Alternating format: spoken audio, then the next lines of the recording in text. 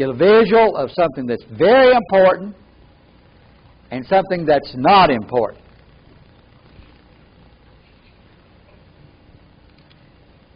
And just hold off on the question until they have time to process.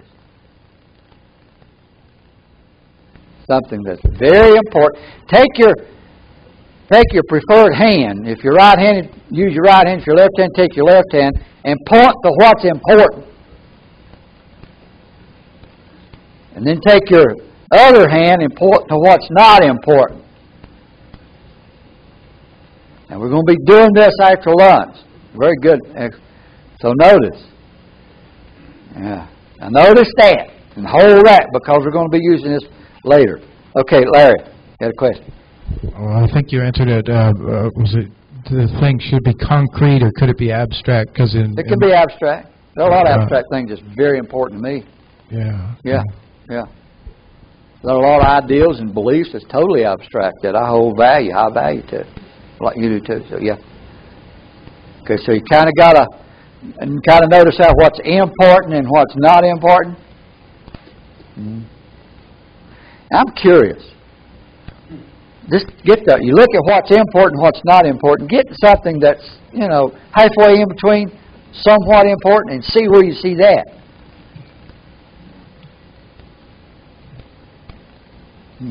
Thomas did that. Now notice where important, very important is, where not important is, and where somewhat important is. Is there somewhat of a line there? Now we're going to use that. So where's it? We're going to use that later after lunch. Okay. So we'll get on. Just hold that. We'll get on that after lunch. Okay. Notice the fourth bullet point there between what's emotional and non-emotional. Think of something that has a lot of emotions to it, and then something that is not emotional. And notice the difference.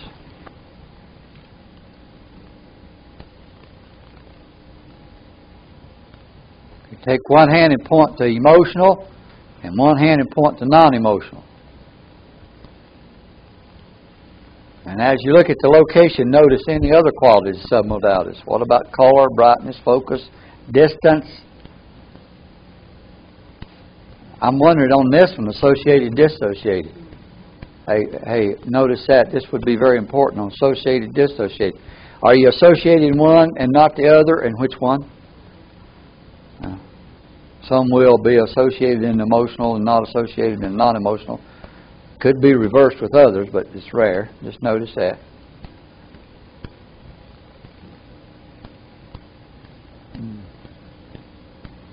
Okay. Okay, kind of all right. What did someone tell us? What you got, Jim? You got the mic ready? Yeah. What? I'm curious on Larry. Emotional and non-emotional. Well, for myself, emotional was not static. It was moving around. Had movement in it. Yeah, and. Were you associated or dissociated? You see yourself in it? No. Okay, so he's associated and emotional. Oh, do I see myself in it? Oh, you see yourself? No, not neither one. Not neither one. No. Are you in the picture or not in it? I'm more of a feeling person. I'm not usually. Oh yeah, Larry. Yeah, I forgot. Larry has difficulty visualizing. But the non-emotional was down, and it was more static and had a sense of being darker. Okay. Maybe somewhat associated with that. Yeah, okay. All right. Someone else. Kimberly. My, the emotional was a burning sensation here. So you got a strong kinesthetic. Right, and it wasn't out there anywhere. It was inside. You have a visual. Is the visual in there? Feeling. It's all kinesthetic? Yeah, it feels like. And then the non-emotional was up here. Okay. Well, when the non-emotional is up here, is that a kinesthetic, auditory? It was as if it was a thought, just a thought. It's a thought. So let's look at that thought. Now we want to model her thought. How were you thinking that? With pictures, sounds, feelings, words, or a combination? In different thoughts. Okay. Now, how do you do the process of thinking? Representational system-wise, are you seeing words or talking to yourself or some of it all? Yeah, a sentence. You got a sentence. So she did this, a sentence. So you saw a sentence out here? Yeah. Yeah, and then what did you do? It just went away. You just saw a sentence and then it went away. Did you say anything to it? Did you repeat it to yourself, or you just saw it and it went away? And it went away. Okay, very important. Yeah. And okay, now notice. Anything else? No, just the emotion. I can just feel it. Like Really?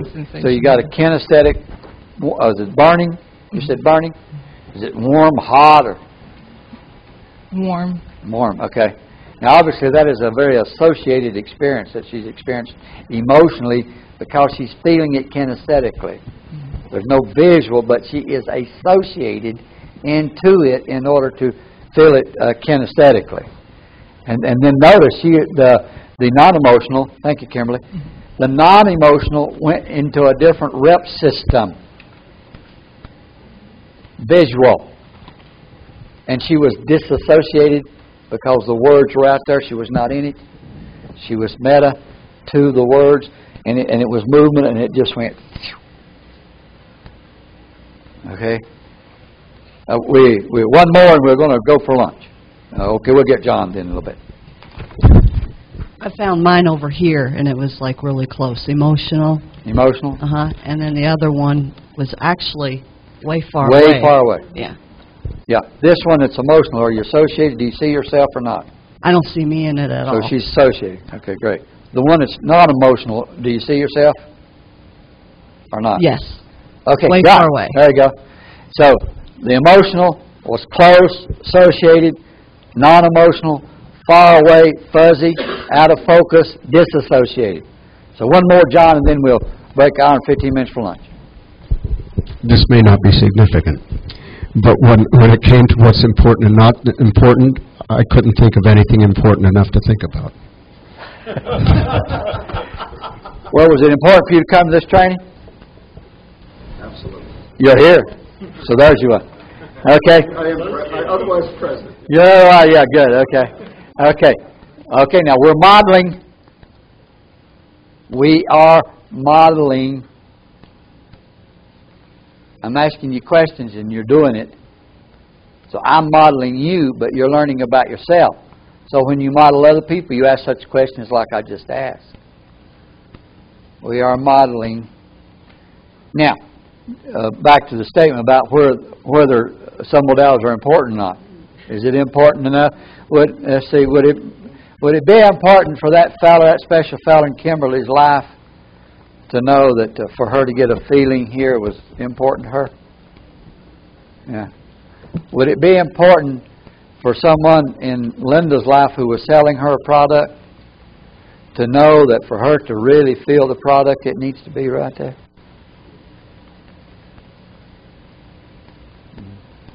Yeah. Okay. All righty. I'll see you at... Let's turn to page 184. Hope you had a good lunch. The difference of two basic kinds of submodalities, and by the way, we like the term metamodalities, but we're stuck with that. Two primary forms of submodalities, analog and digital. I like to think and to describe that, digital is either on or off, like a light switch is on or off, and there's a switch over here on the wall where you can vary it. That would be analog. On and off would be digital. Submodalities work that way. You don't have to have the microphone. I'll repeat you. Give me a analog submodality. Pascal. Color. Clarity. Now wait a minute. Let's talk about color. Spectrum. 5,000, 20,000. Okay, bring the microphone. The reason I'm getting a microphone because this is controversy within the NLP community. Well, it depends on how you look at it. If you look at the metaphor of color, the rainbow, you have a few. But if you look at what color is, I'm thinking of it as a spectrum from 20, all the way. So inside the color itself is analog. But what about black and white or color? Well, you're selecting pieces of color and naming them certain things. That's digital. If you select, yellow, blue, red, and you have a, blush, or indigo, you're really naming pieces of color. Yeah, so that would be analog inside the color. That would be digital It would? If I say blue, if I say there are 5 colors, blue, red, yellow, green, or 7 colors of the rainbow, that's digital. I've named each category. Each category. So I flash. Now I'm red. Now I'm blue. Now I'm, you know. But if I have the spectrum of colors, then it's both. Actually. But I've always thought, and you correct me now, he's a physics man. I'm not going to argue with him because he knows more than I know. Well, it depends on how you look at it, really. I've always looked at black and right. Everything depends how you look. I've always looked at black and white or color. When you compare, you take the color or black and white. Oh, I see what you mean. Yeah. So you know, I say it's got a little bit of color. Well, if it's got a little bit of color, no matter how little bit of color, that's color. Right, white is color, all colors, and black is no colors. Yeah, okay. So that's the distinction we've made in most literature, but there's a big discussion. I've had some folks get kind of upset with me over there, you know. But it's really, I don't think it's a big deal. But typically in our writing, you'll find black and white or color listed as digital. Of course, when you get in the color spectrum, that's a different thing. There's a lot in that metaprogramming book we could talk about. I'll bet they are. Hey, and we hope to write a second, you know, a re-edition of that, and we welcome anything. Yeah. John? Well, specifically related to color, or even metaphorically about everything else, when you're going deep with a person, you might be going digital as far as different colors, but you might want to go deep as far as the tone and brightness of color and all of that. Mm-hmm. The variations of now, color. If you're doing variation of color, that's analog, right? Right. So to go deep, then you might go digital at first and then analog. What I'm saying is, if you leave the color spectrum and you switch to black or white, that's digital. Okay. Now, what would be another digital submodality? Light or dark? No. Jim says light or dark. There's variations in brightness. It moves from light to dark, so that's more analog, I would think. Microphone to Pascal. Associated or disassociated? Yeah, there you go. Associated or disassociated, we interpret it as digital. However, again, I have had some folks, especially across the Atlantic Ocean, they tend to have different viewpoints. I was waiting on Jermaine's head to raise yeah. Yeah. No, not everyone, but I've had people to say that associated, disassociated was analog because you can be partially associated, and you can. You know, I can imagine myself this much out of my body, and this much, and this much, and this much. So I guess you could, but to me, if you're even a little bit out, you're disassociating. Well, isn't it either looking out through your eyes or looking at yourself? Primarily, yeah. But see, you'll have people that say that I can see myself. I don't know how they do it. In fact, I have asked people. I said, "How do you do that?" Because I couldn't do it. Basically, as Pascal says, it's you either see yourself or you don't. And they say I can. I don't know. Yeah. So you might be able to see yourself and have feelings about what you're seeing about sure, yourself. You do that. Now you're a lot. There are people. That's how come what John said. With some people, to disassociate will not decrease the emotion. It can, in fact, increase. Now that again is about the theme for the afternoon. How come, for most people, when they pop out and see themselves, the emotional level decreases? How many of you here, when you pop out and see yourself, especially if you recall a painful memory, and you pop out and you see yourself, the emotional level goes down? How many?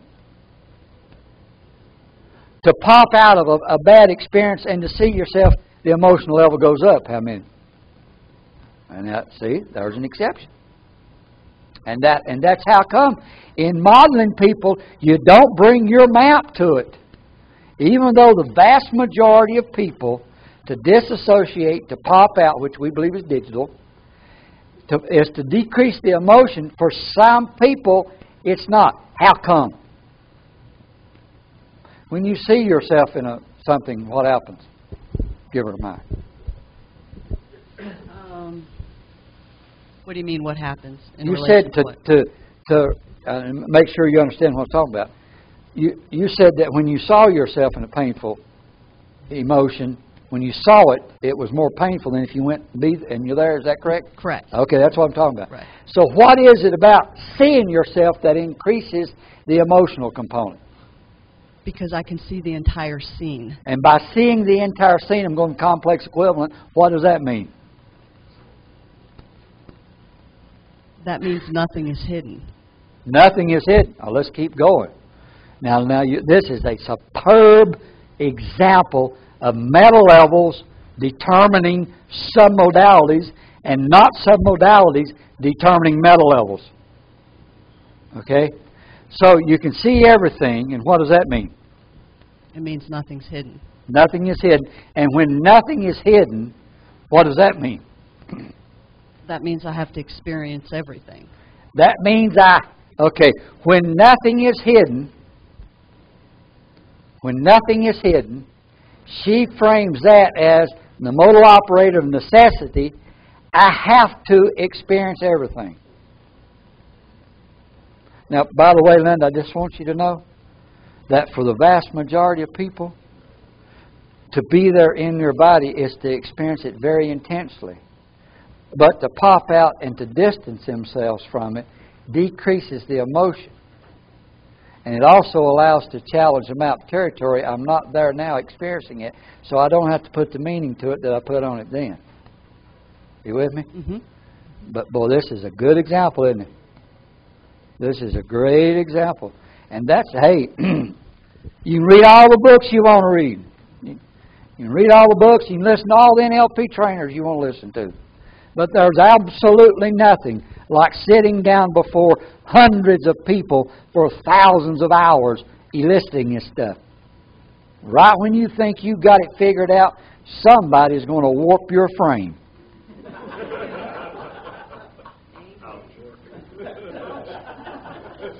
What kind of image that put in your head? Yeah. Really? Yeah. That's good. Hey, you understand that. You understand what most of the afternoon's about. You understand that meta levels determine submodalities and not submodalities determine meta levels. It's the meaning that's put to the submodality and not the submodality that makes the difference. Got it, Susan? Could that be translated both structure and content? Both and would be important then? Considerations not well, obviously structure, the content of her statement. Right. The meaning, any frame is going to have content. Mm-hmm. So in that sense, yeah, content's important. Both. Sure. Both, yeah. Mm-hmm. Yeah. But you notice with her, Gary has a question, Susan.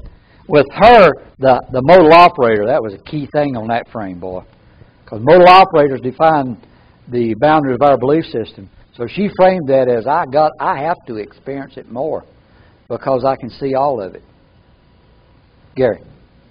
So if the metaframe or state determines the submodality, and you said that digitally, not the submodality determining the metaframe, where's the meaning come from? From what you put to it. And just that simple. Is there not going to be some influence? Isn't that going to work both ways? Isn't there going to be the way I visualize it going to determine or heighten my meaning? No, we are of the opinion, and we're welcome to feedback. We're welcome to be proven wrong.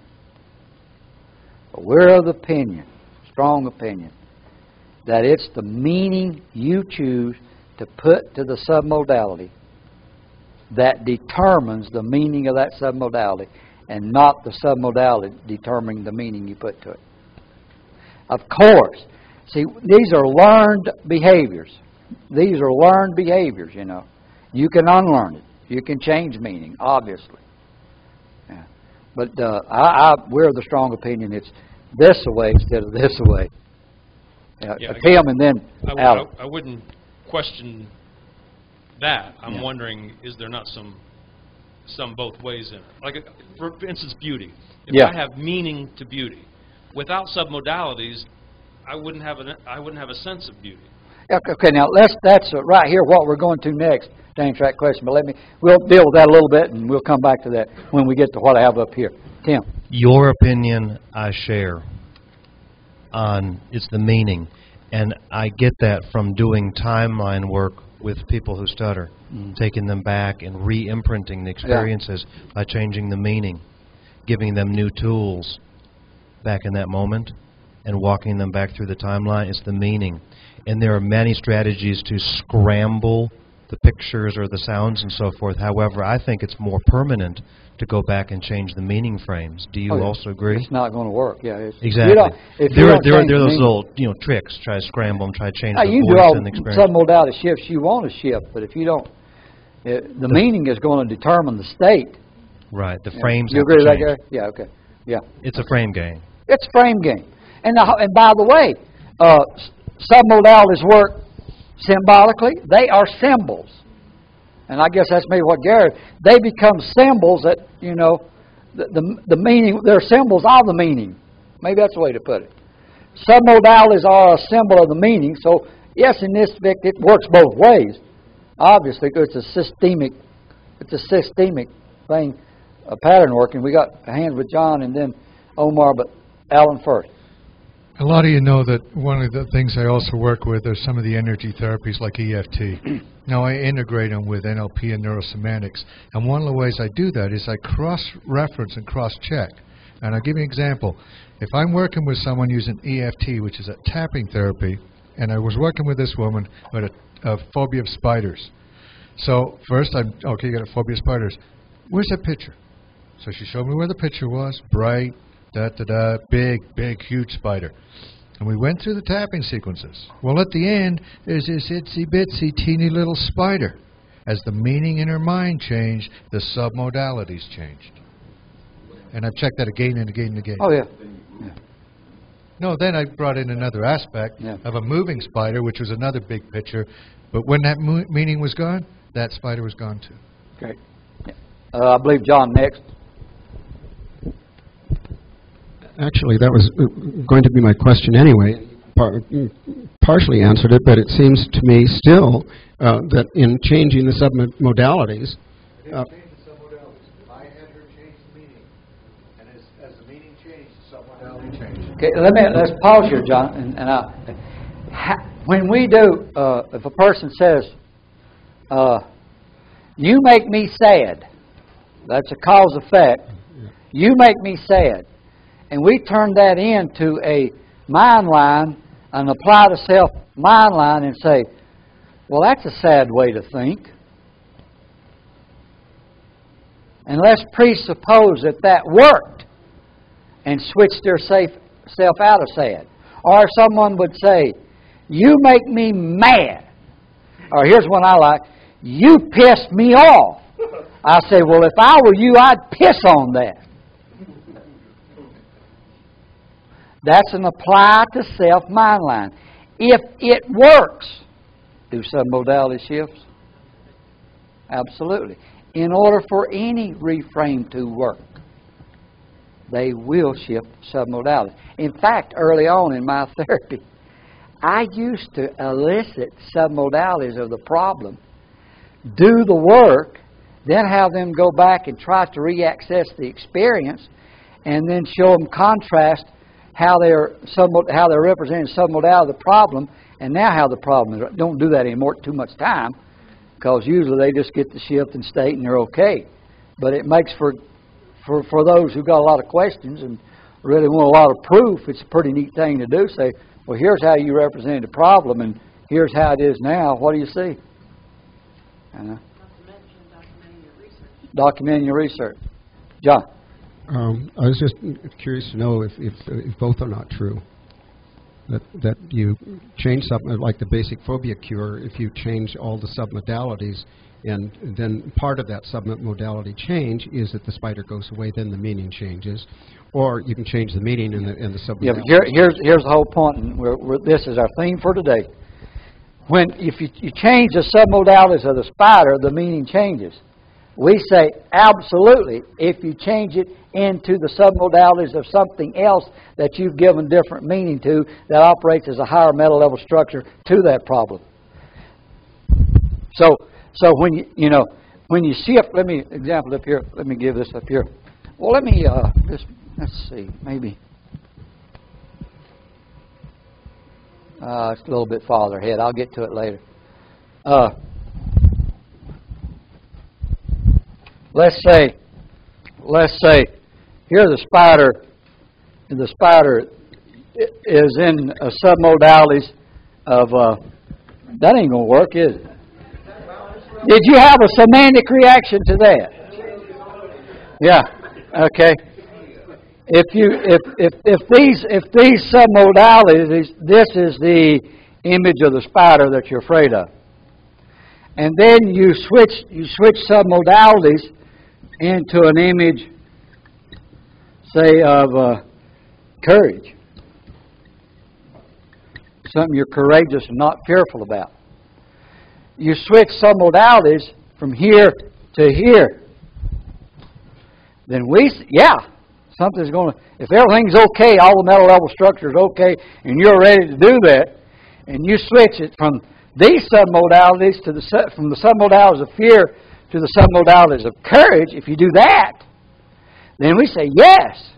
And like I said, everything up here is okay. Yes, that will make a change. But the difference that makes the difference is not here. It's here. It's the meaning you have already given to these submodalities.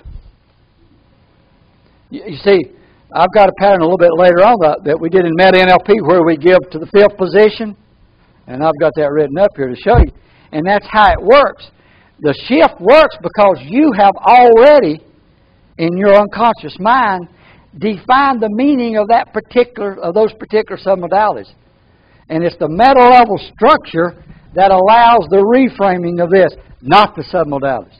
But the submodalities are a neat tool to cause it happen. Hands are going everywhere. Tim, then Tony, and then Russ. A simple example. When I think of an insect, and I think of a very tiny insect, I don't get very scared. Now, if I saw that insect and he was 25 feet tall and 25 feet across... That works, Jim. I would think I would be more scared because I have assigned the meaning big, ugly bug, dangerous, little tiny bug, probably not dangerous. Notice I didn't say not dangerous. But see, the other person could cut big. That's not realistic. That's out of order. That's not stupid. You could put a meaning to it. Over here we had a hand. Russ, I believe, had a hand or somebody. You could put a meaning to it. Oh, that's stupid. Just... But that was mine. Yeah.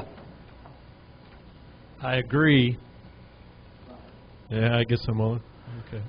I agree with what you're saying. I could see, though, in digital, depending on your position of observation, that maybe there is a reversal. And the case I would use is if you had no meaning, in other words, you're in a position that's above or outside or dissociated, you have no meaning as to whether a light switch is on or off. I'm sorry, I don't follow you, Russ. I need some more information. Yeah. What I'm saying is, it's like in a computer language. You either have a bit on, or you have a bit off. Yeah. And what's the meaning that we associate to that? It's the submodality that drives it, because we're not in or attached to that meaning. We say it's the meaning that you give to on off. Take the microphone, Jim. Yeah. Linda Rounds was a superb example of that. For most people, association is more emotion. But with her, no. Disassociation was more emotion. Because the meaning, the meta level structure she gave it was, I can see it all, and I have to have the emotion because I can see it all and understand more, know more about. I'm with you. I can see it all, and I know more, and understand more what was going on, and I have to because by seeing it all, that gives her reasons to experience it more deeper, to experience the emotion at a higher intense level. Whereas with most people, it's just the opposite. Same submodality, associated, disassociated, totally different emotional states because not of the submodality, but because of the meaning the person gives the submodality. I like to think of it this way. We become accustomed, learning NLP, to assume we have all of these images and submodalities out here. And yet, that, based on what frames we're in and what metastates we're in, I believe that what we have out here is meaning. And we assign pictures, submodalities to those meanings. But it's the meaning that's there. And the others are how we ascertain and access those meanings. Yeah. Tony?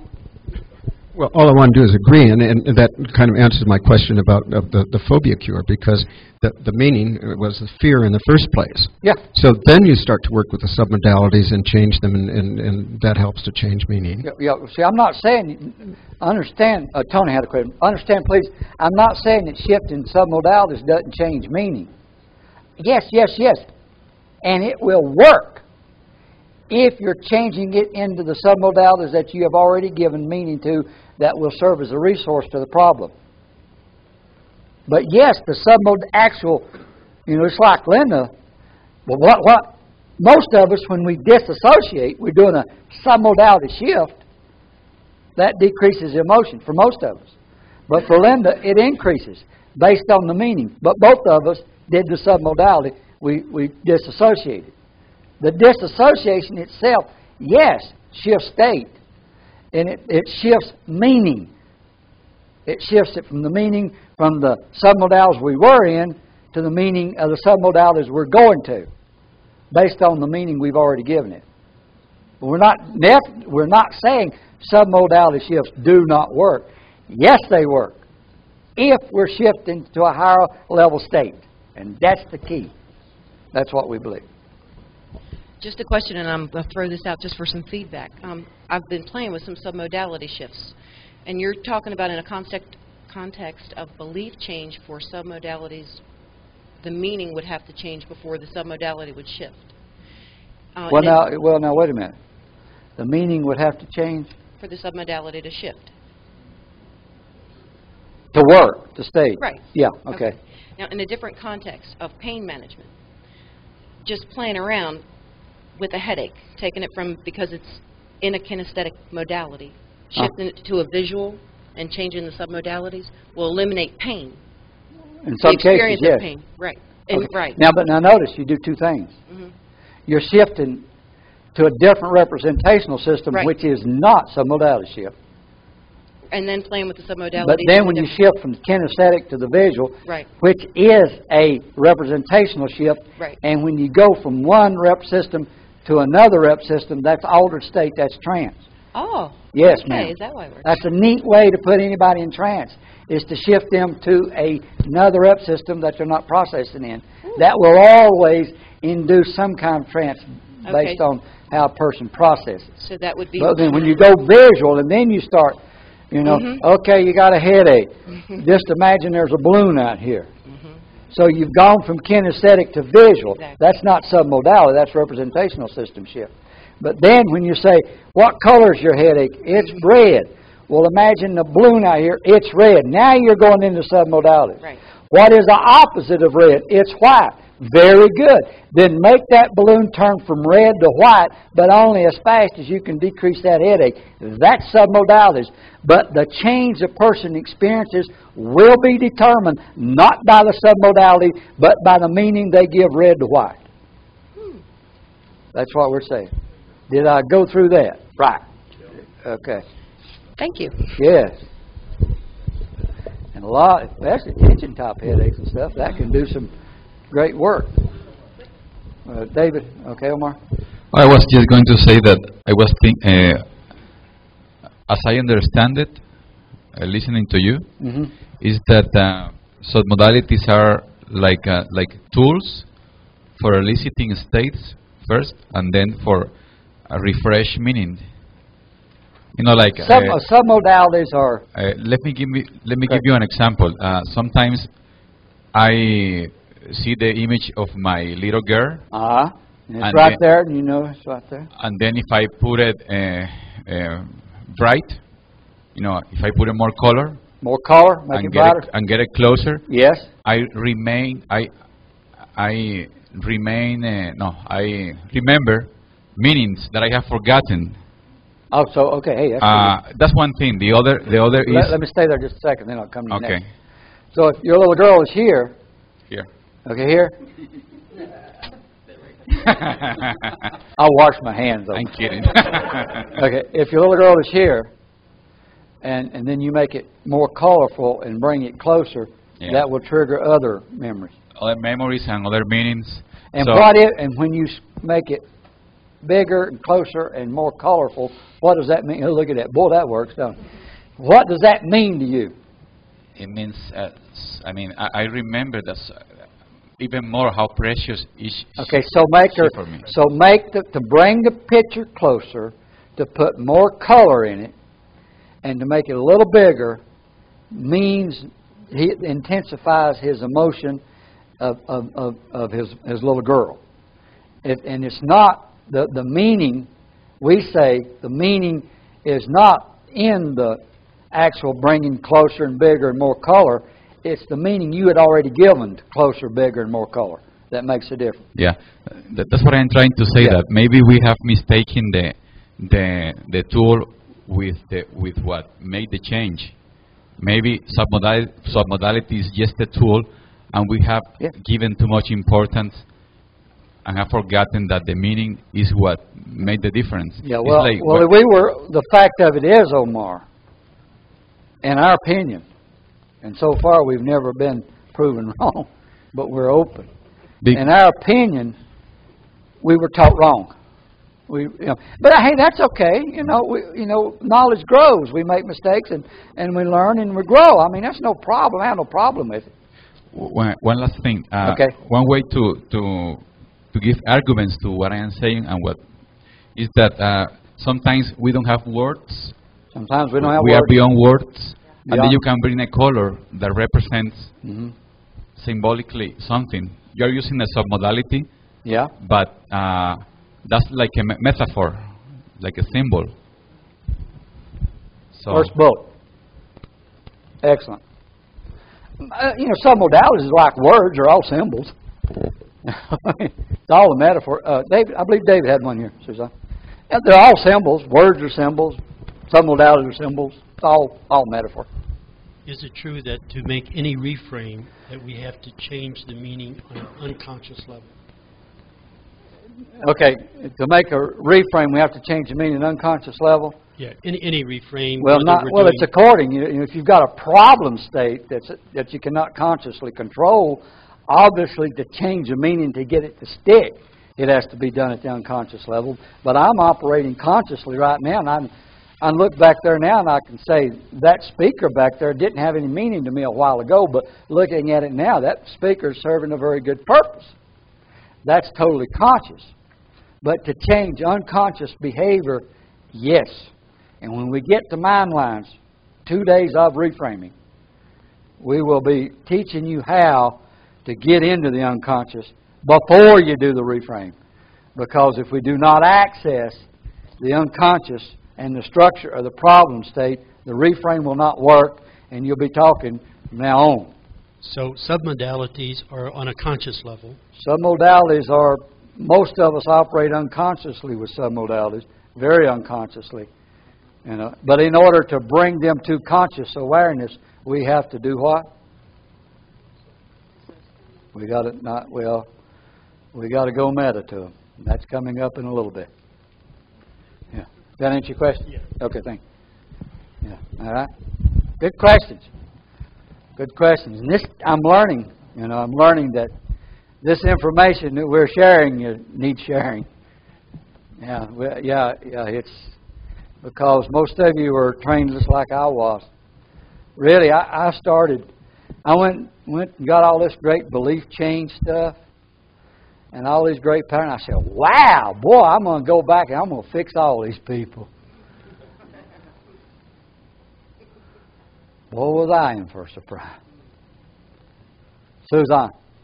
How do we connect the meaning to the submodality? How do we connect?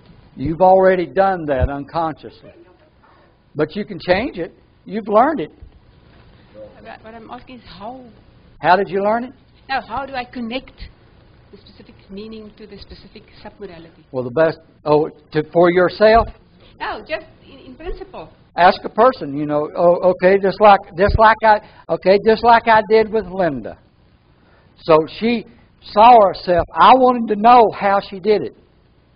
When you see yourself in that, and the simple question I asked was, what does it mean to you? What does it mean to you? Exactly what I'm asking. She attaches or she connects meaning to the specific submodality. Yes. And I understand that fairly well. But the connection itself, how do you make that? It's learned. It's like most things in our life, it's learned unconsciously. And the fact that it's not in our genes, but that it's learned behavior, we got a great example right here. It's not in our genes, it's learned. And a lot of cultural frames a lot of the cultural frames that we grow up in will have a big impact on this. We're born into certain cultures, and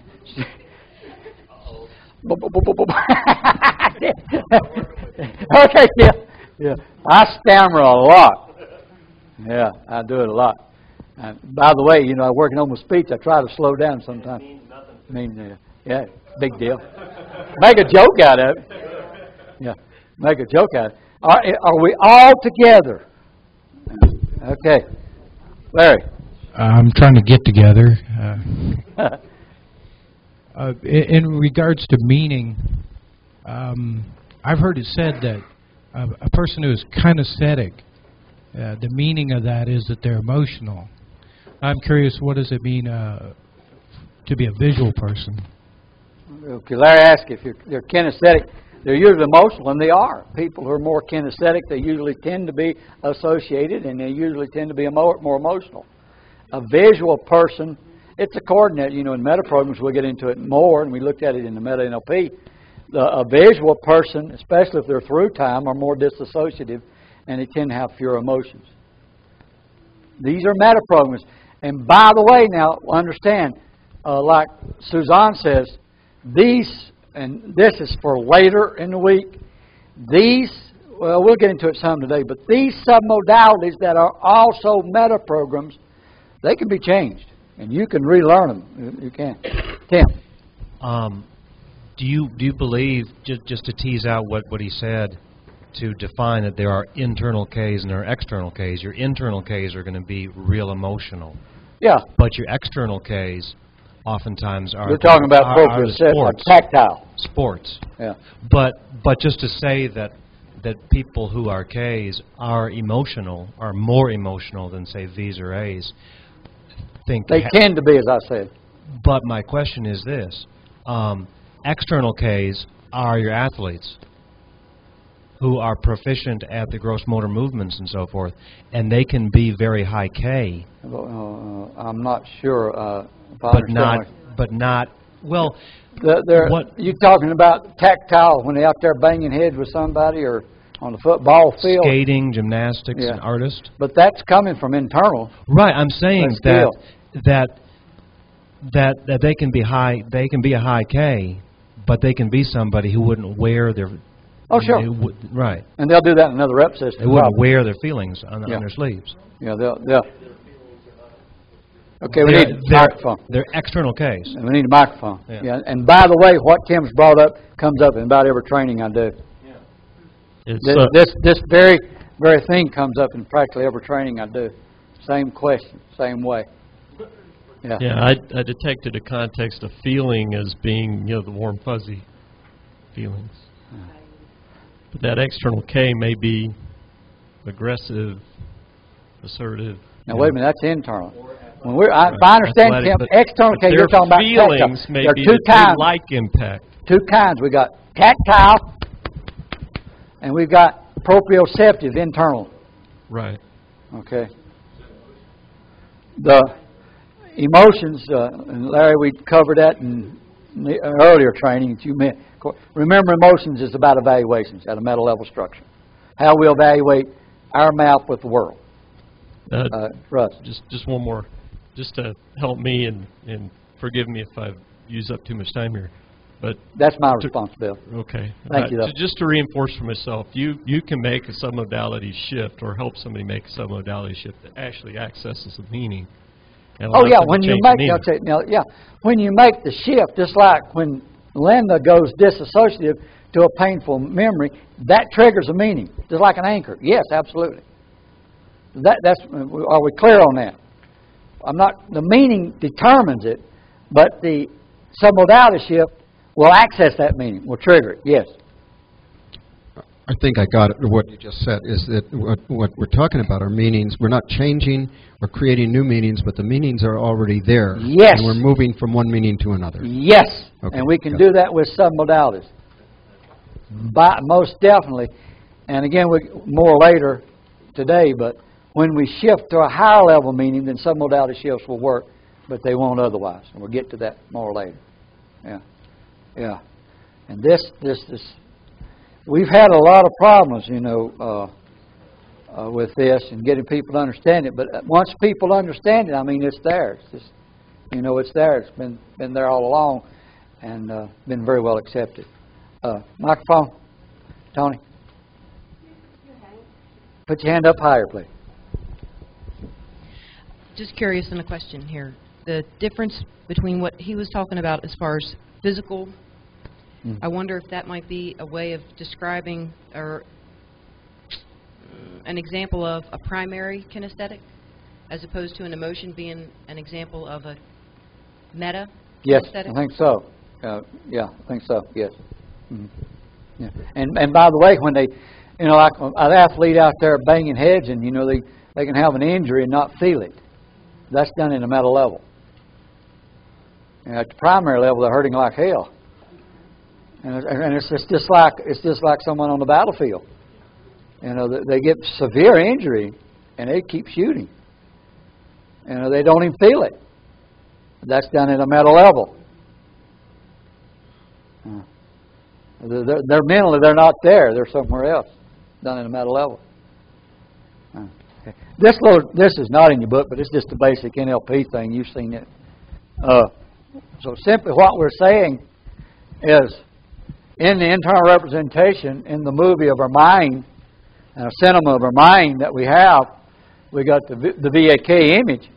And of course, inside the visual, we have the qualities we call submodalities. And by the way, they're not sub to anything. More about that later. We have the auditory and kinesthetic in here.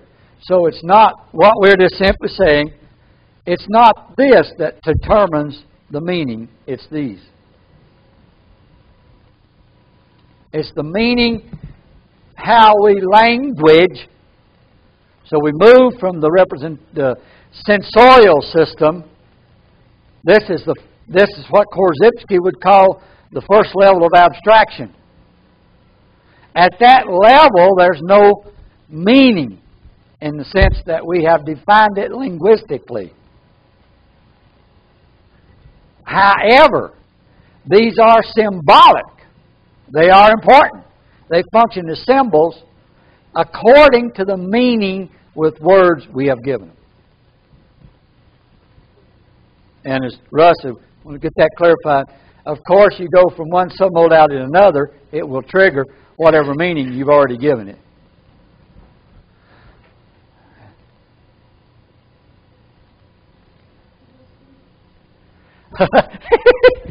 Susan, two hands come up on each side of the room, and she'll remind me of the proverbial mule between two haystacks starved to death.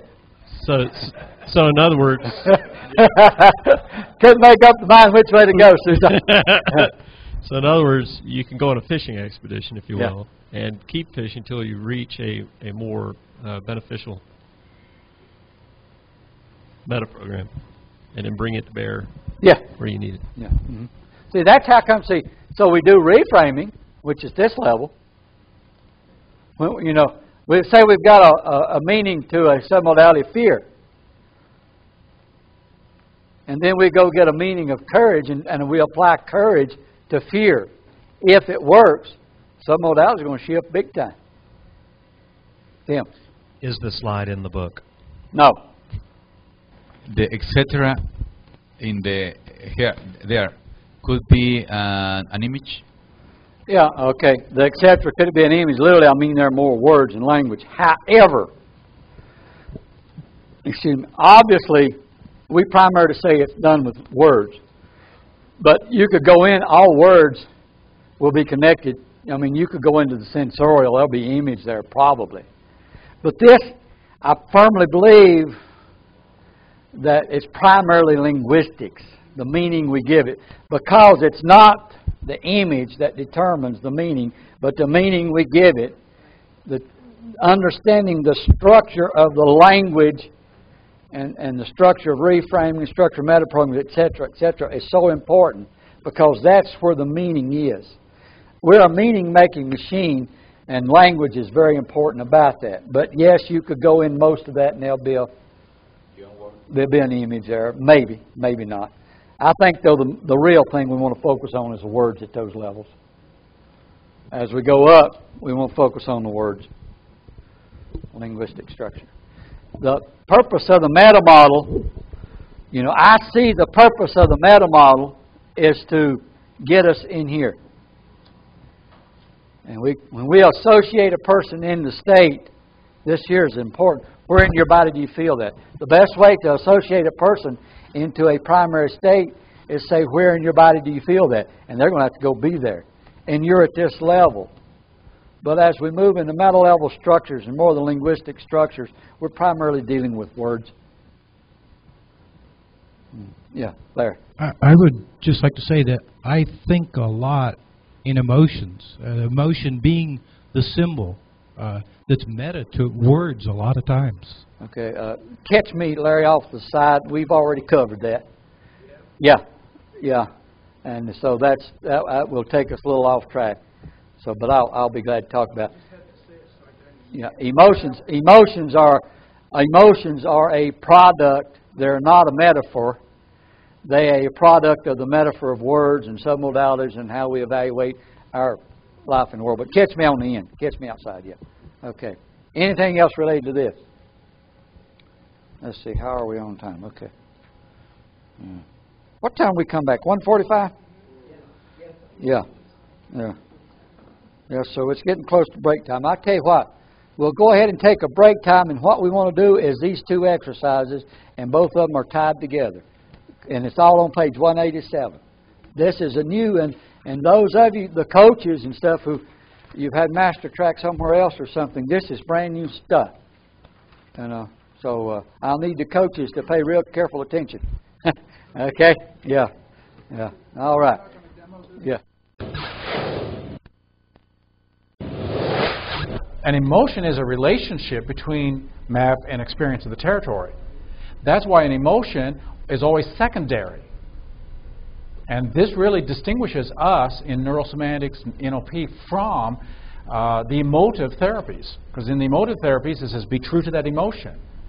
Oftentimes, we welcome the emotion to notice, well, what is it, and what is the map, and what is the experience, because maybe I need to change my experience. Maybe I need to change my map. But if the map is good, then the emotion is a signal and information about something to do. But we don't trust our emotions. We listen to them to make a decision. And if you want to have a real dragon state, trust your emotions. I mean, set that as a frame. Trust your emotion. You'll have a dragon state for sure.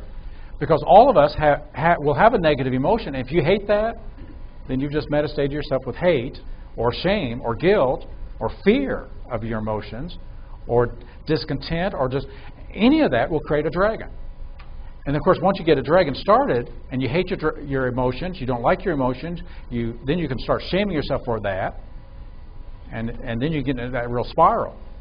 So that's why you'll hear me say oftentimes, welcome that in, bring that in, notice that. Do you want to take counsel of this? Does this have anything that you need to listen to? What is the map? What is the experience? Do you need to adjust here? Do you need to adjust here? What can you learn? And when we say, I don't need to learn anything from this, this is old emotion, this is not making me more resourceful, I don't need this, then breathing that out and not taking counsel of it. All of us could take counsel of fears. And if most of us took counsel of fears, we could not get up in groups, we could not do business, we could not take risks in our careers, in our relationships, because we'd be taking counsel of a fear, and then we give fear more semantic meaning and more, and then it has us rather than we have it. So an emotion is a relationship between two things. It feels real because it's real inside of our body.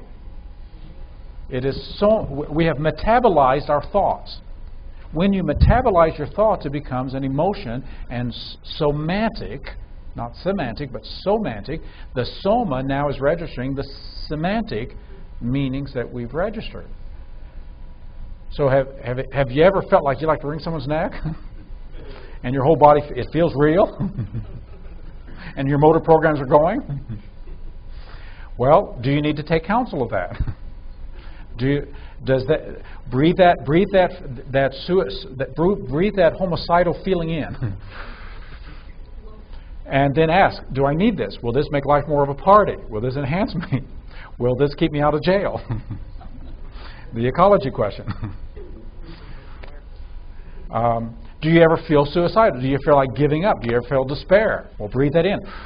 Despair. Does this enhance my life? Does this empower me as a person?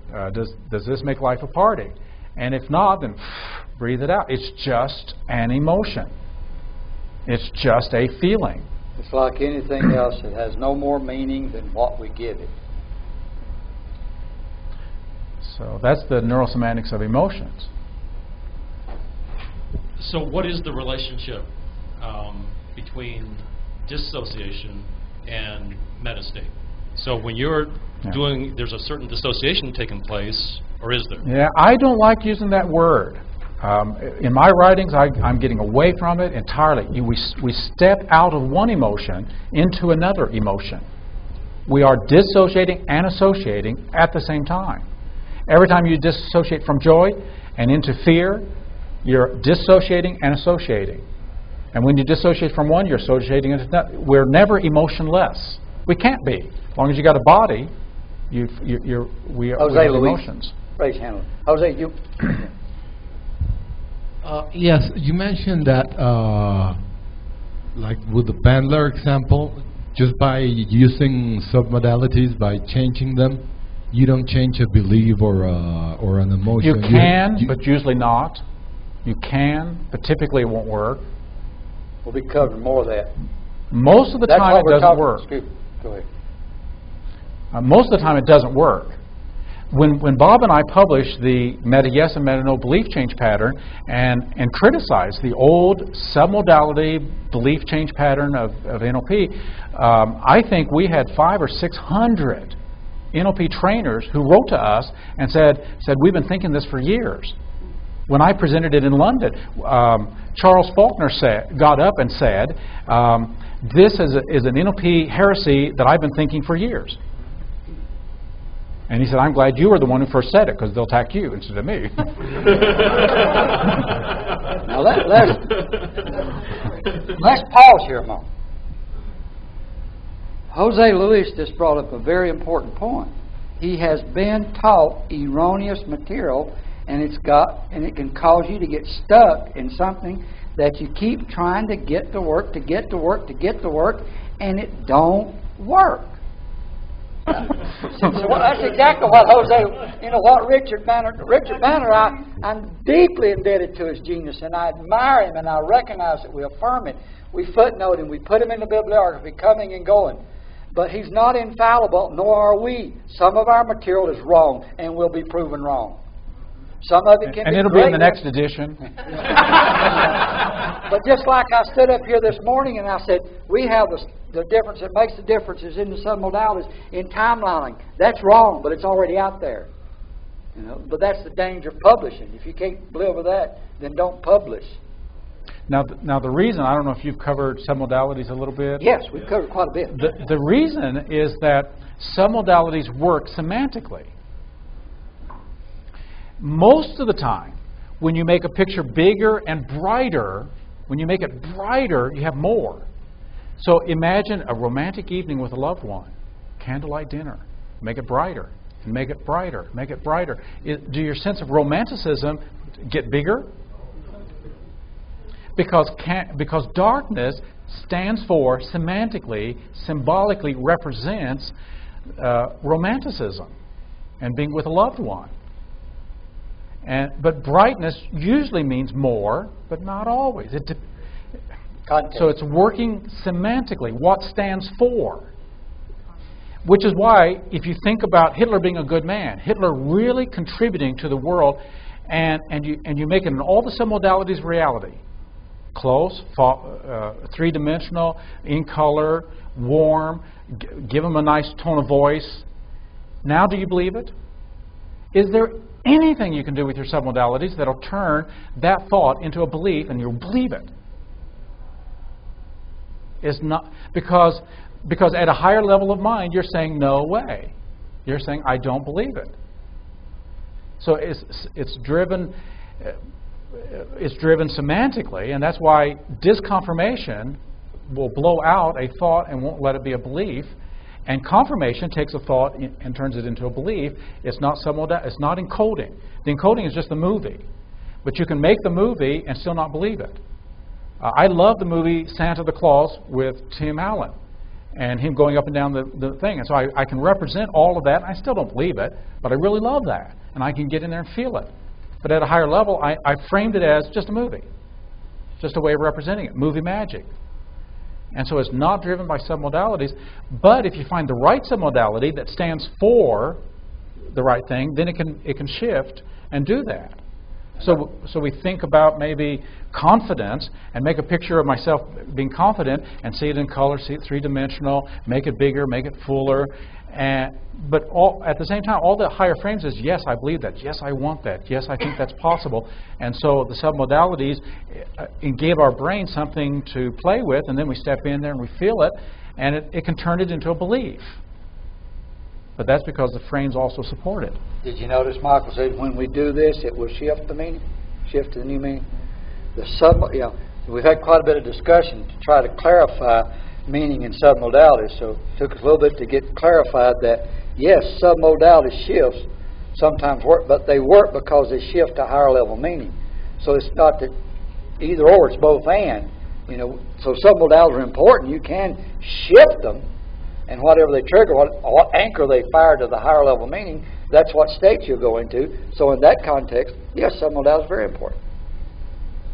And I was talking to Michael during the break about some of the questions we had here from more than one. And we really want to clarify, some went away last summer, and some from reading our books, that we are discounting submodalities as totally unimportant. And you may want to address that from your viewpoint, because we spent quite a bit of time on it. Submodalities, if they truly are metamodalities, is how we frame the movie. So how you frame the movie is really important. Do you frame it close? Do you frame it far? Do you do the editorial thing of making it in focus or putting it fuzzy? Do you make it in color? So metamodalities is what we do at the editorial level of our mind that makes the cinema bigger, brighter, fuller, richer, more significant for whatever we're representing. So it is very important, but it's important because we're doing editorial of our cinema. So the cinema of your mind and how you represent it is what you're doing from the editorial position, and maybe the director position. And it's a framing. It's how we frame it. I'd like to. Go ahead, Larry. Yeah, you were saying before about emotions. On the one hand, I heard you say we don't trust emotions, but on the other hand, I heard you say we can take counsel of them in that they indicate a disparity between our expectation and the reality. This seems a contradiction. It seems that, and if it's on the same level, it is, but if it's at two different levels, if emotion is just a relationship, then it's about information. It's about information about the map and information about my experience of the territory. It's just information. I bring the information in to see what I want to do with it. Do I want to listen to it? So if my map is, I don't want to threaten my life. I want to live. I want to survive. I don't want to be threatened. And my experience of the world is I see a house on fire. And my map goes this way. I'm afraid. I'm intimidated. I'm scared. I'm anxious. I'm unsure. And then I bring that in. I bring in that fear. What should I do? Well, there's some little children in there. And what should I do? It's just information. Now I've got information. Do I need now to take some boldness and courage and love and passion and just go in there anyway and face the fear? Or should I listen to it? Or if it's standing up in public and my fear is, well, maybe someone might make fun of me. Maybe someone will laugh at me. Maybe I'll embarrass myself. And then I bring that in. What should I do about that? And then I'm at a decision point. So I welcome the emotion. I welcome everyone because it's just an emotion. And it has information value, or could. So then I move to a place where what should I do about this information? I welcome the emotion and then decide to push them away and to take counsel of others. What I'd encourage, Larry, you were talking to me that your emotions became icons, I believe you said? I can manipulate the emotions as I... Yeah, so what Michael is encouraging is to go higher to the icons. To go, the icons, the meaning, and listen to the emotion in the context that were generated. It may have important information, but context dependent. But they're not something that's real. And I want to pause here. That's what I'm talking about doing. Absolutely. Yeah. Okay. Great.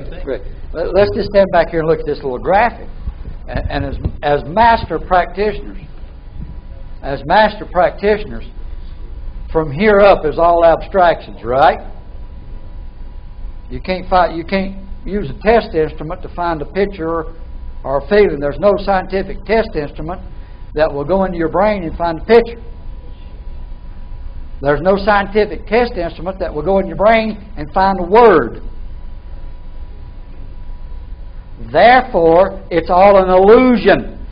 It's all imagination. It has no more reality than you give it. If you don't like what you have at the abstraction level, stick something in there that will serve you and operate off of that and say no to the rest of it. That's running your own brain.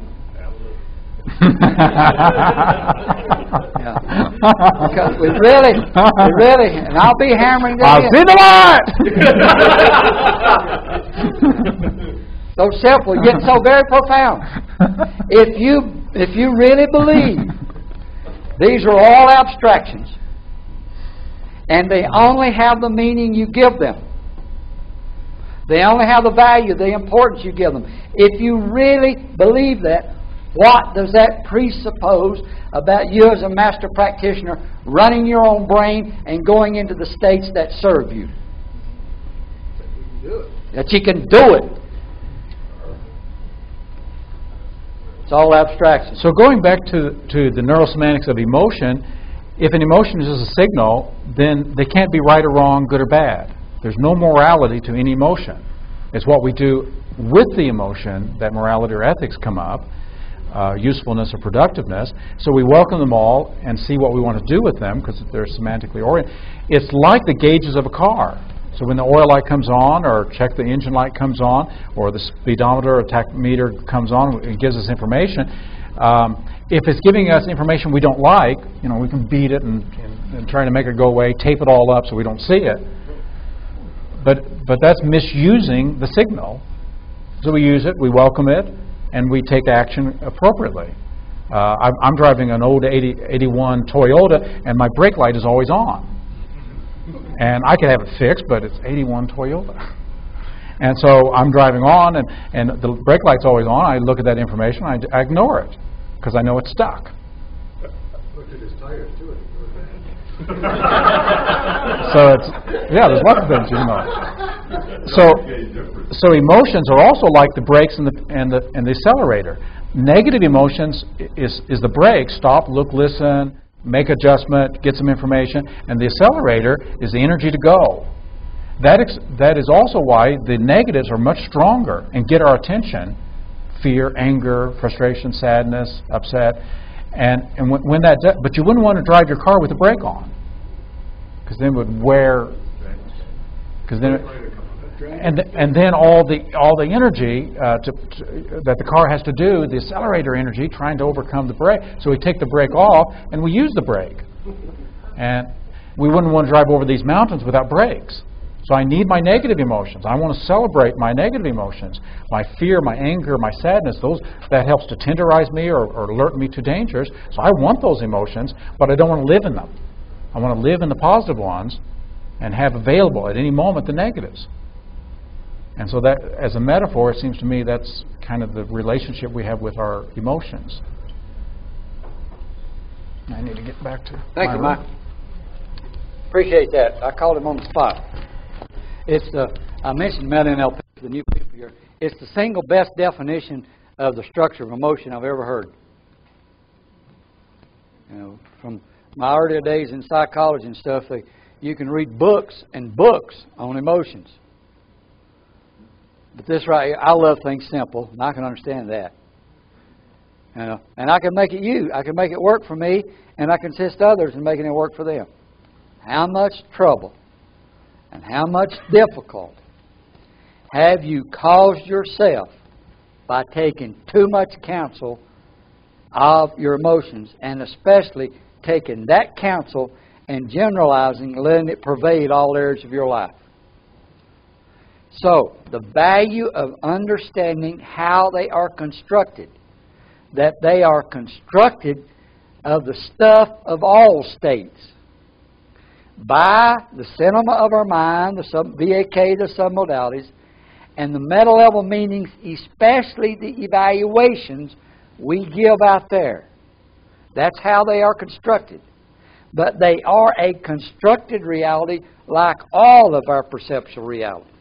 And because they are a constructed reality, they can be deconstructed and reconstructed. And a master practitioner is moving into that area where he and she understands the structure and can have a state that produces an unwanted, unuseful emotion, and from there access a state that produces a useful emotion. And say yes to it. If the old one comes up, if you slip back in the old one, you say no to it, and you're right back in the one that serves you. Do yourself a favor and practice that. That's the Accessing Personal Genius is so useful. To teach you how to go from state to state to state. At whatever state serves you in the moment. Knowing they're like all states. They're made up of the stuff of thoughts. And that's not set in concrete. We can change it. Has no more meaning than what we give it. Essence of running your own brain. Take control of your thoughts. Take control of your states. Don't let old stuff that's no longer relevant in your mind run your mind-body system. That's what neurosemantics is all about. Just during lunch, I had a person remind me of why I'm in this business. Reminded me of where this person was 3 years ago and where this person is today. Because neurosemantics. And it comes about through learning what we're teaching you now. It comes about from a person looking at this stuff, trying it out, and working it hard. I'm talking about hard work. Not overnight, but month after month. Working it. Working it. Until that person has got the strategies where that person can go to whatever state he wants to. Just like that. Just like that. Again, it wasn't a quickie. It took some time. But it worked. And it works. Don't it, Tim? Yes, it does. It works. It works. It works.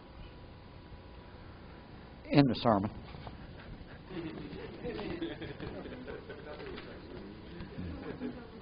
I wouldn't be. Hey, listen. You all know my story.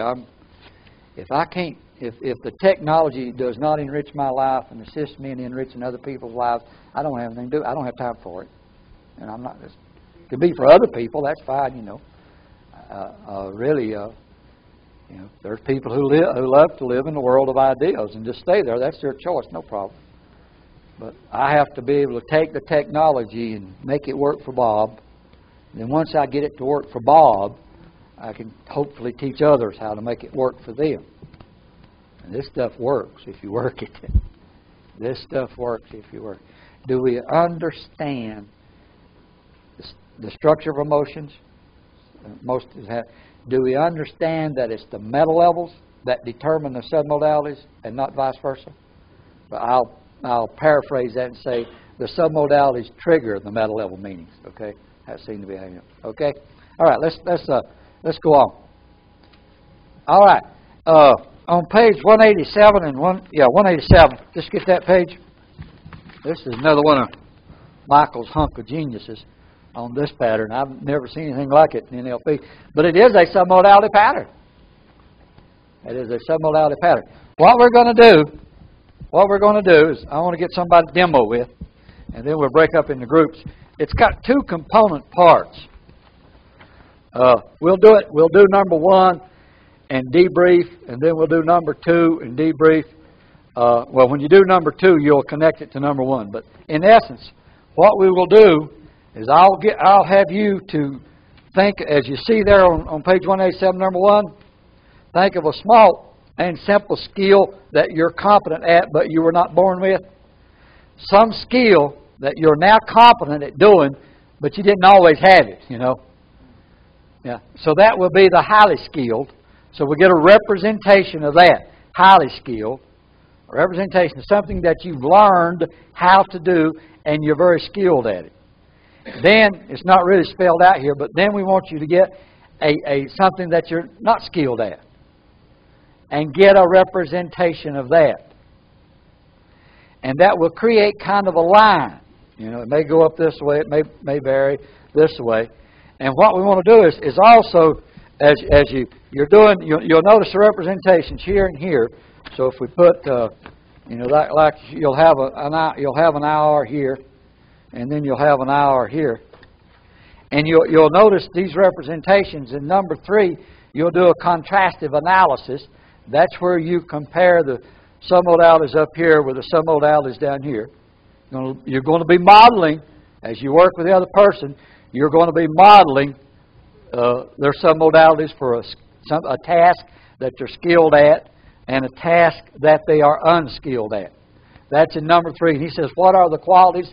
That word qualities is just another word for submodalities. By qualities, we mean submodalities. Trying to break away from an incorrect term. More about that later. Trying to break away from it. That's hard to do, isn't it?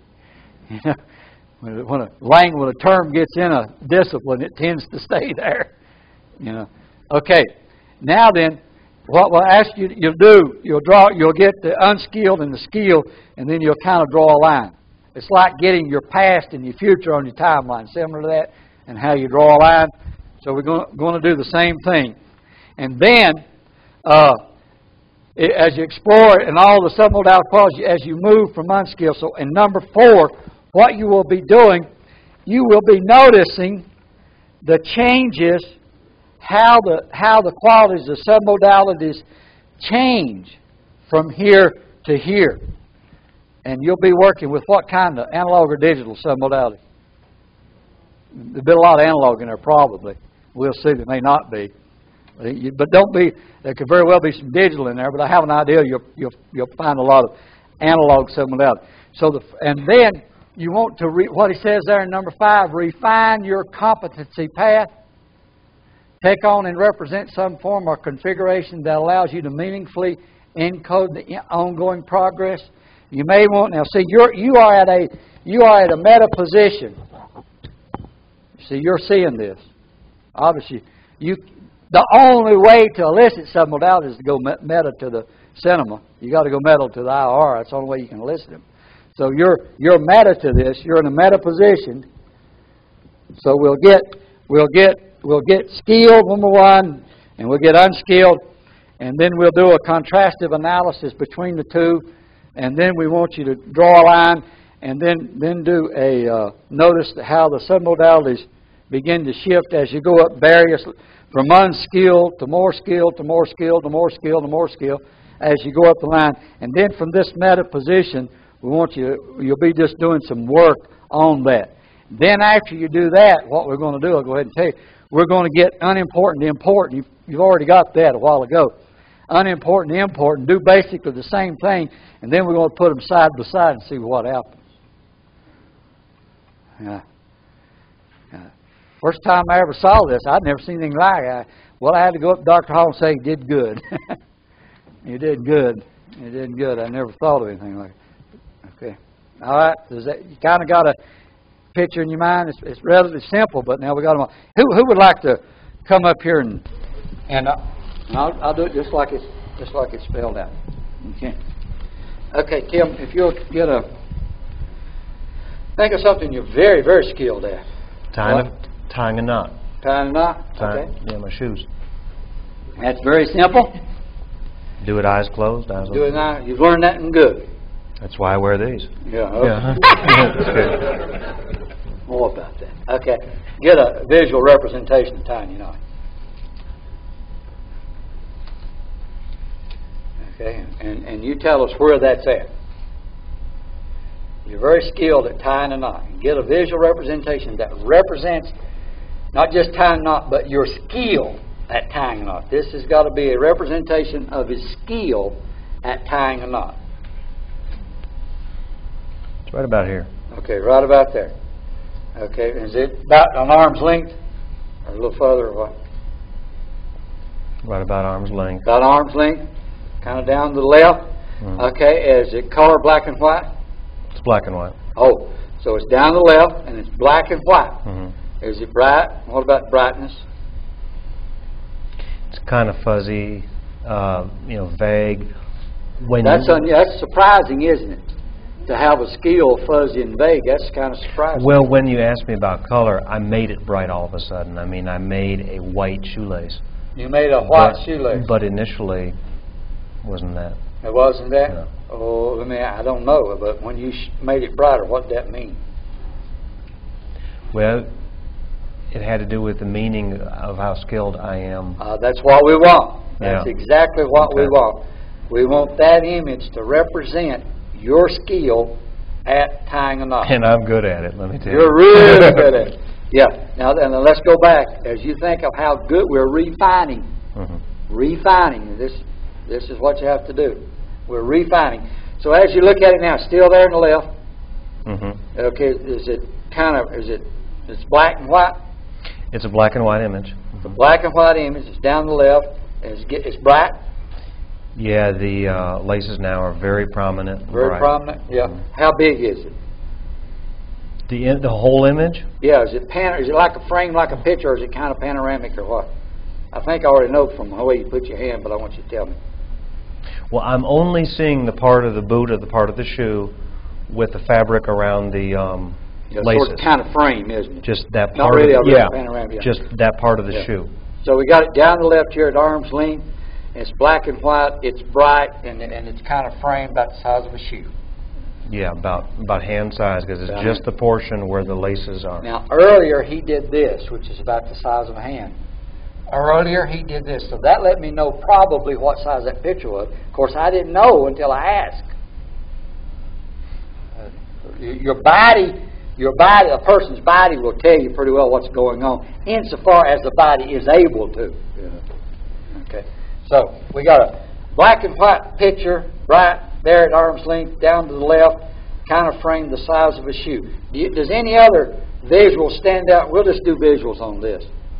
Now, if auditory kinesthetic is important, we'll go there, but let's see.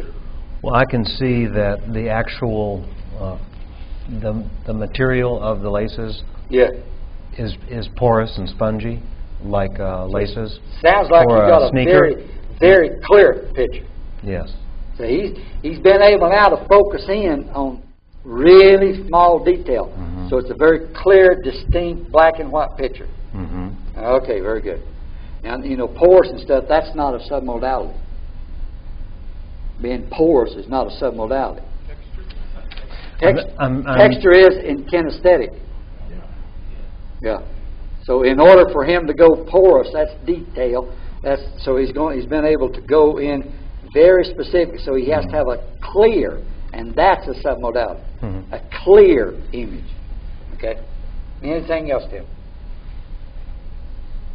It's a bit shiny because I have some new shoes. It's very got shiny. Really clean. Again, laces that's not a still. submodality, but that's more information for the clarity of it. Mm-hmm. Okay. All right. Yeah. Okay. Doing good, Tim. So that's right here. Is that where it was? Okay. Yes. Okay. Now then, get something something simple that you're totally unskilled at. I want to type better, and I'm still a hunt and peck. So know, is that it's total embarrassing. unskilled? We may want to get something even more unskilled than that. I feel highly unskilled at it. You feel I've given it meanings. Mm-hmm. And my wife makes Well, just for jokes the heck of about it, get it. a visual and let's see where it's at. We may need to go something else, but we'll see. If there's enough distinction, we want to get a pretty distinct separation. It's right at the keyboard. Yeah. What's about the color of it? Color black and white. Well, it's white. I have white keys. Yeah, let's get something else. Okay. Okay. Let's get something else. Something you're totally unskilled at. You can do that a little bit. You can hunt that. Proctology, would that be? Well, what kind of image you put in her head? I had to get him. I had to get him. Yeah. Every opportunity I have. Yeah. Very unskilled. Can you ice skate? I'm actually good at that. Oh shoot! What little sport, something simple like that, can't you do? What'd you say? I've never played cricket, but I can hit golf and baseball, so I can. Think of something. Make Just some. look around your house there. What do you have to call a repairman for that you absolutely can't do? That'll work.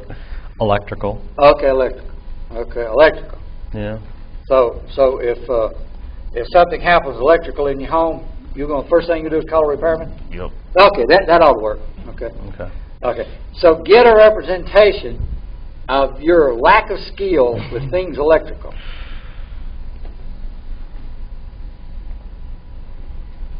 It's just mush. That's There right. we It's go. just Nah, mush. that'll work. It's just mush. Yeah, that'll work. Now he says it's mush, and we kind of know where it's at, don't we? All right. So he says it's mush, but that's not submodalities, is it? Okay. So as you look at that picture, and tell us the location. How far away is it? About right here. Right here.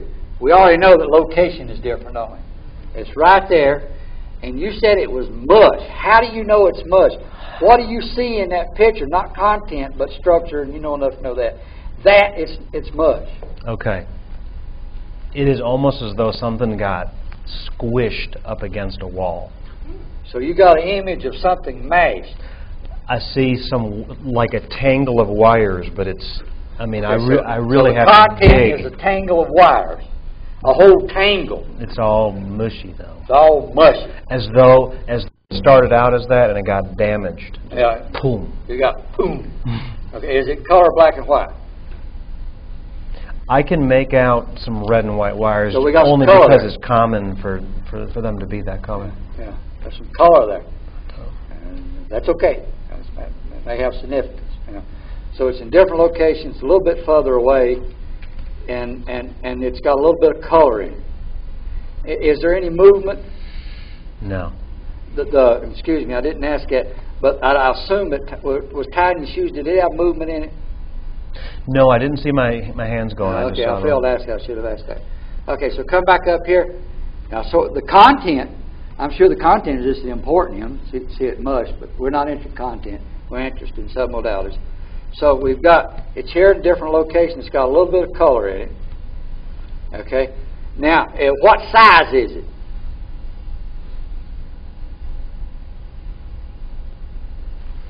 About 5 inches by 3 inches. A little bit bigger than the other one. Not a whole lot. Not a whole lot. Not a whole lot. So, what I want you to do, Tim, is to look at the unskilled, the wires, and look at the shoestring, and kind of compare and contrast it, and see if you see anything else that's different, submodality-wise.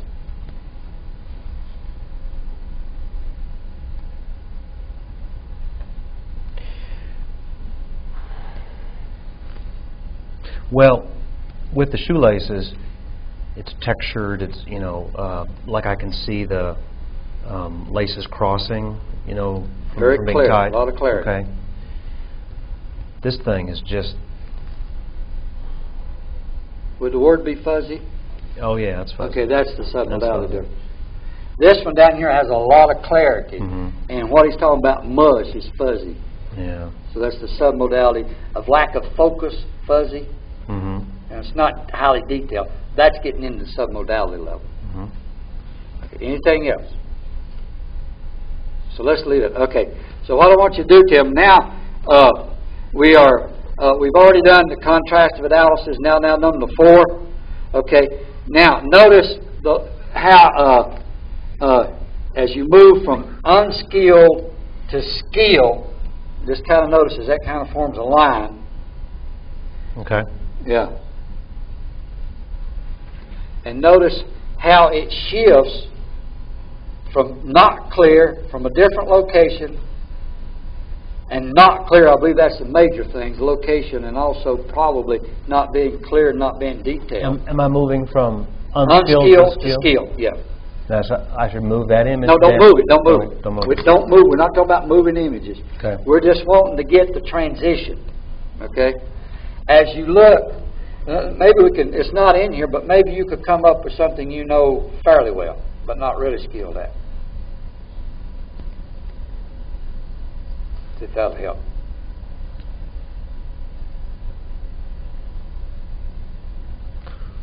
Plants. Plants, yeah. Knowing plants. Yeah, how they look. Wow, that's wild because I just get a million different varieties. How clear are they? Shrubs. It's like they're spinning because there's so many of them. How clear are they? It's like they come in and out of focus as I recognize different plants and shrubs. Okay, I don't think that'll help. That's not going to help. Yeah. So what I want you to do is take the unskilled and draw a line to skill, and I want you to create a line of going from not clear to clear. Okay. To create a pathway from not clear to clear. Like chunking it almost. Yes. Okay. Yeah. So maybe a series of slides or a movie of going from not clear to clear. So what we want to do is create a competency pathway of going from not clear to clear. From not detail to more detail. Okay. From non-specificity to specificity. These are submodality differences in the contrast analysis. Okay. Will I then, at the end, have an image of the wires down here? No. I'm not going to move it. Important, we're not doing submodality mapping across. We're getting a line from unskilled to skilled. Creating a pathway. And the purpose, maybe, just maybe, you could take this knowledge and utilize it as you develop your skills. Because for that, those things are important. For those things that's important for Tim to be skilled at, he needs to have them in high detail. Because he really got into detail on that, didn't he? Yeah. Okay. So you understand? So just as you have that imaginary line from leave everything exactly where it's at.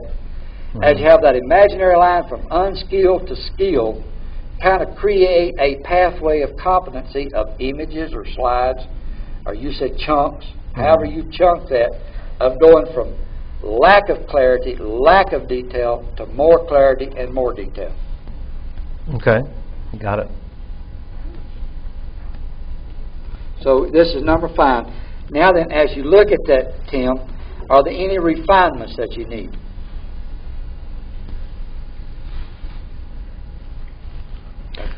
Nope. That looks good. Okay, give him a hand. Right now, that's all he wants you to do. That's all he wants you to do right now. Good job. On when you were getting the colors of the shoelace, and he was saying it was white. Sometimes when I elicit submodalities and someone says white, I had to, I guess, keep asking questions because even though he said white, it doesn't necessarily mean black and white. True? I asked him if there was any color in Right. other than black and white, and he said none. Okay, because I was thinking, because I heard him say white and it was bright, and that usually have a tendency to mean that would be the color white and not just black and white. Well, let's just use black and white here. Okay, yeah. If it's got color in it, then it's got color in it. But now with color, obviously the detail of the color could be very well important to people. What you want to find out is exactly how they code unskilled and how they code skilled. So, like with Tim, here was skilled, here was unskilled. And then you create a series of chunks of going from, in his case, lack of clarity and lack of detail to more clarity and more detail. And that's what we want to do right now. I can't picture two pictures at the same time. So when you start up here at unskilled, he had a picture of wiring. Yeah. Should he maintain that picture of wiring? When you do contrastive analysis, let me ask you, can you got any children? No. Okay. You think of two friends. Okay. Okay, name one of them. Penny. Penny? Yeah, no, Penny is over here. Okay. Yeah. Name another one. Joe. Where's Joe? Over here. Yeah, okay. So Penny is over here and Joe's over, and they're far apart. Okay. So what I would like to ask you to do is, to go meta enough to where you can see both of them at the same time. There you go. Okay. There you go. Good deal. Good deal. So in doing that, see what we're asking, you're going to get unskilled and skilled, and you're going to, in any submodality work, you do contrastive analysis. So you have to compare and contrast. So you go meta enough to where you can see both of them. And look back for them. It's meta. Yeah. But now, hey, there's no problem to write it down. Write one of them down on a piece of paper, and write the other down on a piece of paper, and do it that way. No problem. Okay? Anything else? All right, get groups of two, take 10 minutes each, and take your time to get unskilled and skilled. All right? So, competency pathway. Now what we want to do is the same thing with unimportant to important. Now, earlier in the afternoon, we had the, excuse me, coaches.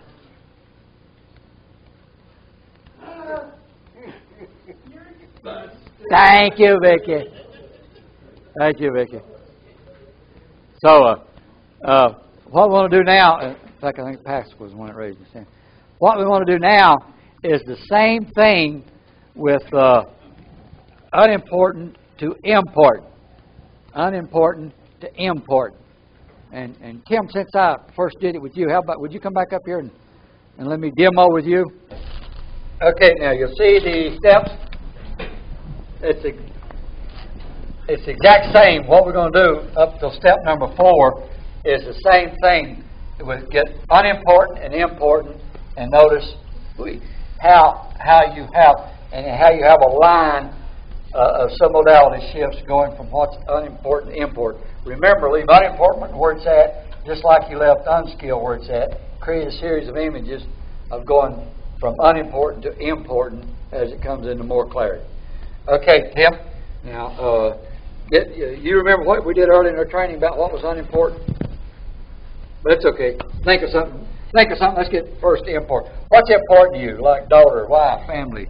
Daughter. That worked. I knew that one would work. I knew that one. So your daughter's very important to you. Mm-hmm. And okay, so where do you see her? Smiley face right there. Smiley face right there. Color black and white. Color, smiling, skin color. By the way, let me ask you, Brown, is he curly associated hair. or disassociated? He is associated big time. Yeah.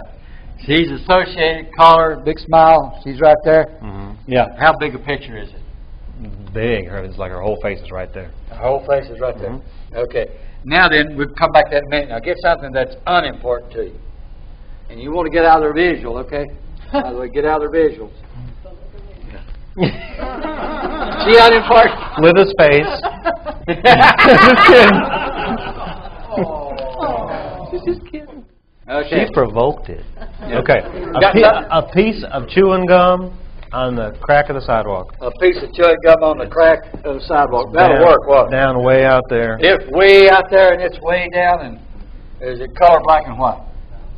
It's one of those old ones. It's kind of cream colored. You know. Kind of got a little cream, but it's old. Kind of cream, but not very specific. No, it's got some dirt in it. You know. Got some dirt in it. Yeah, those aren't submodalities, but yeah.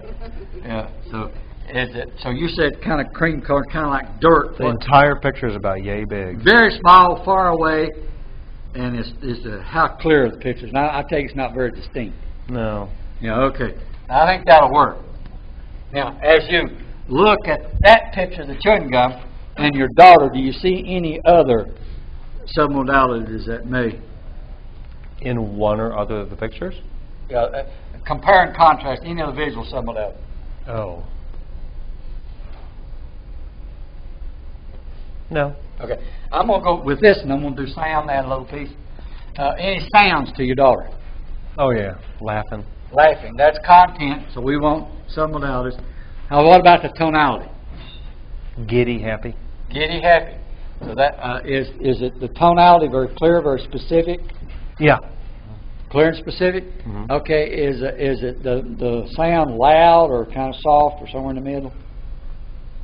It's pretty loud, and the sound's right there. Well, She's it's 3-year-old? here too. She's almost 4. Almost 4, because we can appreciate loud. So see, he's got some very clear, distinct visuals, but he also has some very clear, distinct auditory on that. And I have an idea there's some kinesthetic in that. Nah. So what's the kinesthetic? What's the feeling on that? Joy, love. Joy, love. Where in your body do you feel joy and love? Again, that's content. And that feeling there, is it heavy or light? Heavy or light? Is heavy good? What's the meaning on heavy good? Whatever meaning you put to it. Just give me the kinesthetic. How about rich? No, that don't work. Oh. That's not a submodality. Okay, kinesthetic, we know where it's located. By the way, one of the important things Intense. It's tense. Intense. Intense. Love. Yeah. You get this, you get movement. Is it moving? Yeah. Okay, now that's a submodality. By the way, location is important to most people because location is present in all 3 rep systems. There's location to visual, there's location to sound, there's location to kinesthetic. That's how come for a lot of people, but not for everybody, kinesthetic is a major driver representational system. You change the location, it will shift the meaning. For most people. Yeah.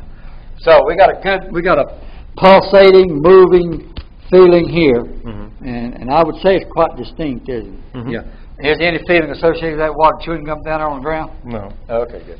So what I want you to do now, Tim, we're going to do it exactly like you did with the unskilled to skill. I want you to create. Well, this is going to be something for him to transition from water chewing gum to his 4-year-old daughter. Well, she likes gum. Oh, hey, she likes gum, so that's going to make it easy. You're creating a series of images, transferring this small, dim, unclear, with no, I'm assuming no sound, no feeling to it. Transfer that picture into a series, and what he did earlier, he chunked it, and I'm assuming he'll do the same way in various chunks as you move from unimportant to important. That's funny, huh? Yeah. Yeah. It's a big bubble of gum, like if you blew a bubble, a gigantic grape bubble, and I can smell the grape. Is that weird? Got an O factor here. Is that weird? Switch to an O factor. Yeah. Now then, Tim, what I want you to do is, where is that line from unskilled to skilled? Wait, unskilled to skilled? The old? Yeah, the line you created from the previous pattern. The electrical to tying my shoes? Yeah, skilled. Yeah.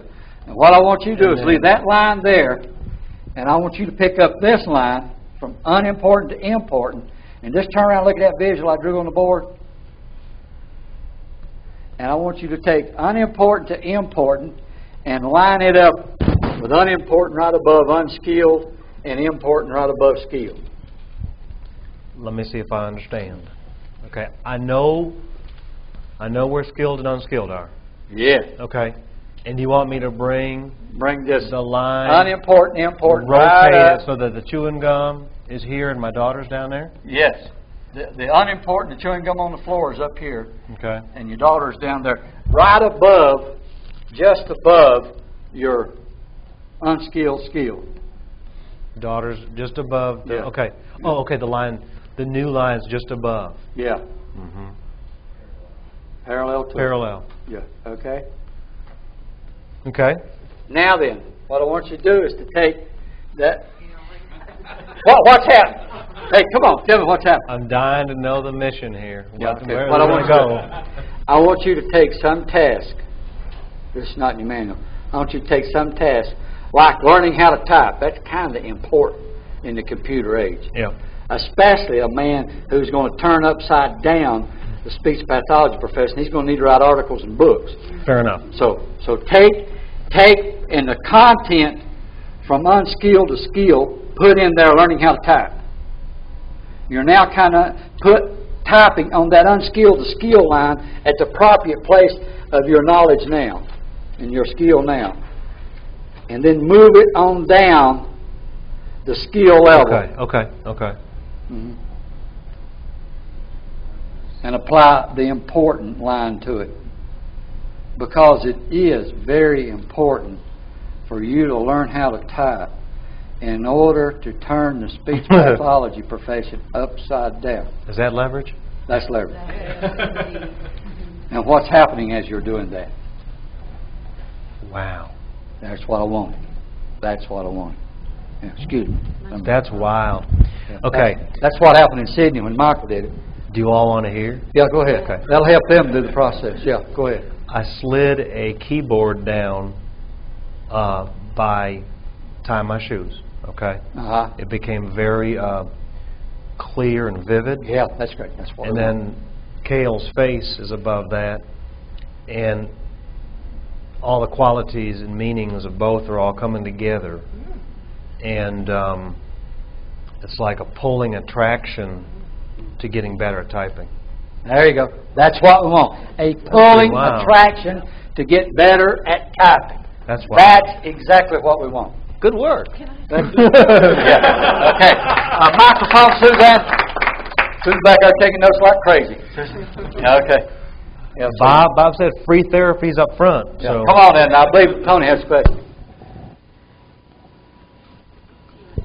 Just real quick, is that an example of adjusting a metaprogram away toward? You're in essence creating a propulsion system. Exactly. Yeah. So a propulsion system is what you want to get away from. You got an away from kicking your butt, and you got a toward pulling you. So that's a form of an away from to a toward. Yeah. Yeah. Thank you. Just stay up here. Well, that's okay.